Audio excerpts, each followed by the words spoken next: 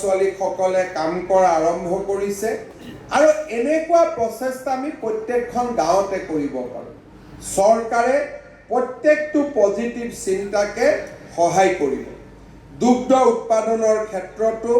আমি বহুত ব্যৱস্থা হাতত লৈছোঁ এতিয়া আমি ইমানলৈকে বৈজ্ঞানিক চিন্তাধাৰা আনিছোঁ যে আমাৰ ভেটেনাৰী ডিপাৰ্টমেণ্টৰ গোপালকসকলে আপোনালোকৰ গৰুত বেজী দিব আৰু সেই বেজীটোৰ ফলত সদায় আমাৰ গাই গৰুৱে জন্ম হ'ব কেতিয়াও ষাঁড় গৰু জন্ম নহয় যাক আমি ছেক্স চৰ্টেড চিমেণ্ট বুলি কওঁ আমি যদি যিসকলে আজি ইয়াতে গাই কিনিম ভেটেনাৰী ডিপাৰ্টমেণ্টৰ লগত কথা পাতি ছেক্স চৰ্টেড চিমেণ্ট লগে লগে আপোনালোকে আনি ল'ব আমাৰ গোপালক গোমিত্ৰসকলে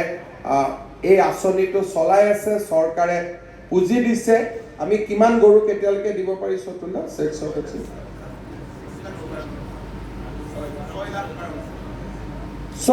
6-7 লাখ গৰুক আমি এতিয়ালৈকে ছেক্স চৰ্টেড চিমেণ্ট দিছোঁ বহুতে কয় যে মতা গৰু হ'ল বা ষাঁড় গৰু হ'ল কি কৰি বিক্ৰী কৰি দিব লাগে উপায় নাই বহুত আমি দেখা পাওঁ এতিয়া বিজ্ঞানে আমাক ইমানলৈকে লৈ গৈছে যে গাই গৰুৰ সন্ততি গাই গৰুহে হ'ব আৰু তাৰ সুবিধা আজি আমাৰ লগতে আছে যিসকলে গাই গৰু কিনিব তেওঁলোকে ছেক্স চৰ্টেড চিমেণ্ট গাই গৰুত যদি ইনজেক্ট কৰাই লয় তেতিয়ালে এইটোও চিন্তা কৰিব নালাগে ছাৰ গাই গৰু হালোৱা গৰু হৈ গ'ল ইয়াতো হালোৱা গৰুৰ কাম নাই গৰু বিক্ৰী কৰিব লাগিব গতিকে এই চিন্তাবিলাকো লাহে লাহে আমাৰ নোহোৱা হৈছে